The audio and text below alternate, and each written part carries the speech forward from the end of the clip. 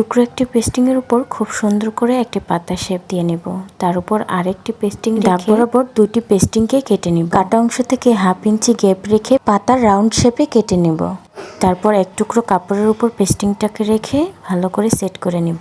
তারপর পাতার শেপে 1/2 ইঞ্চি কাপড় রেখে বাড়তি কাপড়ের অংশটুকু কেটে নিব। বাড়তি 1/2 ইঞ্চি কাপড় সেলাই করে পেস্টিং এর সাথে মিশিয়ে দেব। মাঝখানের কাপড়ের অংশটুকে ছোট ছোট কাট লাগিয়ে এভাবে গ্লু বা সেলাই করেও তোমরা লাগাতে পারো। আমি একটা গ্লু দিয়ে সেট করেছি, আরেকটা আমি সেলাই করে তোমাদেরকে লাগিয়ে দেখাচ্ছি।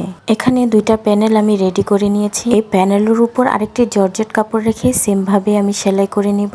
আরেকটা জর্জেট কাপড়ের উপর আমি আগে থেকে কুচি করে রেখেছিলাম। কুচি কাপড়টাকে প্যানেলের চারপাশে সুন্দর করে ঘুরিয়ে সেলাই করে নিব। দুইটা প্যানেলকে আমি দুইভাবে ডিজাইন করেছি। তোমরা এই প্যানেলগুলো লটকন, জামার হাতা, প্লাজো, প্যান্ট কাটিং সালোয়ার বা ব্লাউজের ব্যাক পার্টে দিয়ে ডিজাইন করতে পারো।